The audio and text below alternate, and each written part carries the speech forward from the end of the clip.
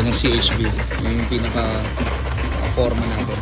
Ang kapal ng CHB, ang gandang klase ng CHB. So, nirekomenda sa atin ni engineer to.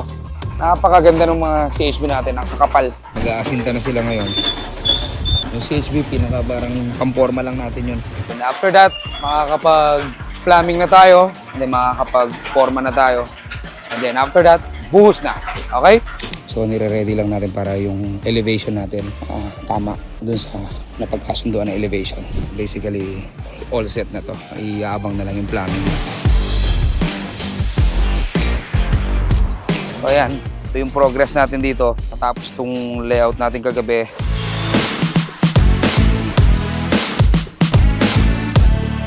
Nandito tayo ngayon sa Batangas, sa isa sa ating site dito.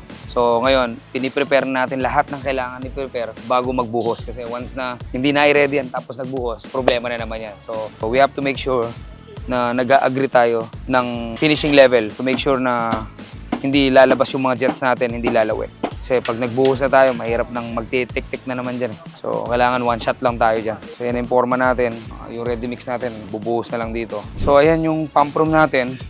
So we have to make sure na all set lahat bago tayo mag-flooring at we have to make sure na wala tayong problema, walang mga tulo-tulo yan, walang mga dikit-dikit or anything. So we require at least mas malaki ang pump room, mas okay kasi problema tong pump room na to pag maliit, kawawa yung magme-maintain. Bubuhos na tayo.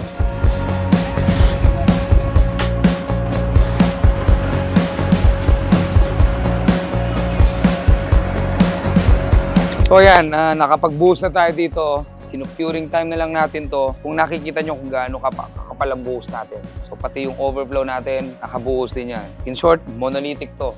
Okay, to avoid yung mga problema, yung mga leakage, isang buo yan. Piniprepare natin to kasi meron tayong tinatawag na curing time para dito. Kasi pag hindi to na-curing ng maayos, magiging useless yung waterproofing natin. Ganyan tayo katiwala sa trabaho natin, nagbibigay tayo ng 3 years structural warranty, 3 years plumbing warranty. Kaya siguradong-sigurado kang hindi sasakit ang ulo mo rito. Ito yung vacuum inlet natin.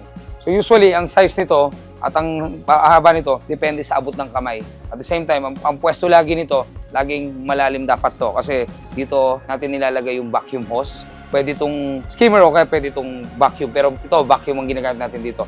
Threaded to. So, you have to make sure na threaded to avoid yung mga putol-putol at saka kung ano-ano pag nagkakaproblema. So, pag magkaproblema to, madali lang siyang kalasin, madali siyang tanggalin. So, ganun din yung mga return natin. Puro lahat yan threaded.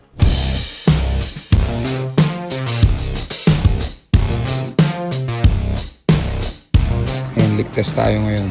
And to make sure na wala tayong problema bago mag-tiles or finishing. Yan, ginagawa natin yan after waterproofing to make sure na walang leak at walang problema yung pool natin bago tayo mag-tiles. Napaka-importante niyan to avoid yung bakbak dito, bakbak doon.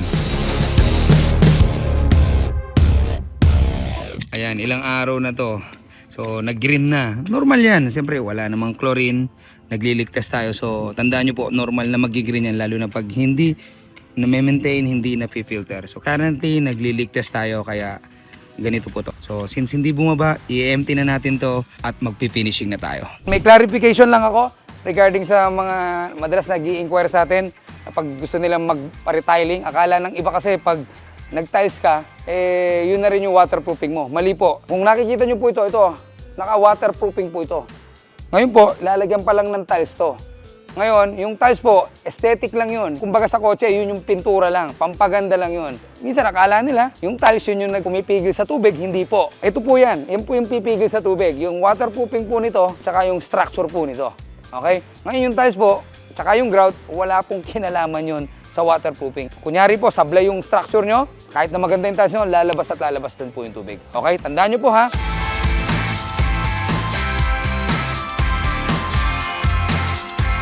Ito yung submersible natin. So, gagamitin natin to para i-empty yung pool kasi tapos na tayong mag-leak test. Ngayon, after natin mag-leak test, of course, finishing na tayo. And tiling na tayo. So, medyo critical tong part na to because we have to make sure na level yung mga yan. Kaya we are using laser to make sure na level lahat ng sides natin. Okay? Para pare-parehas ang flow ng tubig natin.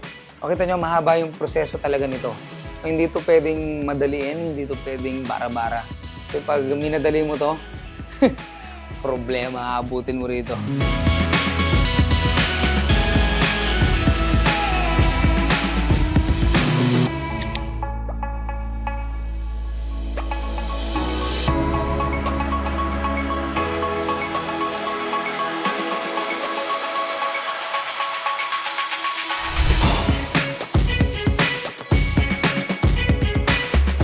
Ayan o, unang andar, yung backwash.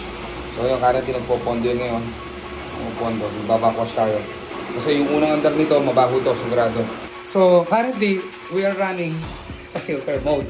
So ang ginagawa niya, hihigupin niya yung tubig dyan, nadali niya rito, and lalabas siya na malinis. Kita nyo, yung heater, nakatalikod. O bakit nakatalikod to? Kasi yung lamig niya, papupuntahin niya dun sa kanyang loob ng pool house. So may bahay dito sa likuran nito, so dun niya ibabato.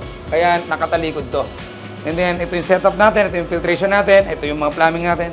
So lahat dito, all set. Uma-under to ngayon at currently malamig ito. So yun ang kagandahan ng heater natin. Habang pinapainit niya yung swimming pool, lumalamig naman dito sa pump room. Ayan, malamig to.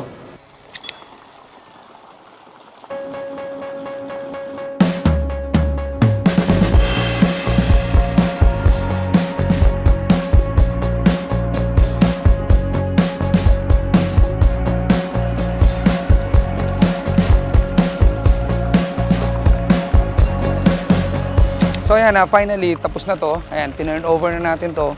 Maayos natin na i-turn over. Lahat ng kailangan nating ipaliwanag sa kliyente, napaliwanag natin. So mula start to finish, sa atin to, kung nakita nyo, ang laki na ng pinagbago nitong lugar na to. At masaya yung kliyente natin sa natapos natin project dito. Yung gusto niyang mangyari, yung gusto niyang maging itsura, then naipalabas natin. Lahat ng gusto niyang design, nakuha natin. So lahat ng gusto niyang mangyari sa pool niya, lahat nagawa natin. So yung mga falls na yan, nagawa natin lahat yan. So yung heat pump niya, yung lamig nun, mapupunta rito sa pool house niya. So meron tayong pool house dito. So dyan mapupunta yung lamig ng heat pump niya. Kasi ganoon natin siya dinesign para walang sayang. Okay, so yung mga fountain natin, lahat yan nakaset na, lahat yan naka-arrange na. And yung level din natin, lahat yan okay na. Nagka-problema tayo ng mga minor issues, pero along the way, syempre, of course, kailangan natin ayusin yun, kailangan natin i-correct yun, which is normal naman na nangyayari. Hindi pa pwedeng perfecto yan. Minsan, may times talaga na nangyayari yan. Pero ang importante, hinahanapan ng solusyon at hindi natin tinatakbuhan. Kaya tayong kinuha ni Sir kasi ayaw niya ng sakit ng ulo. Sir, sumakit ba ulo mo sa amin? Namumblema ka ba sa amin?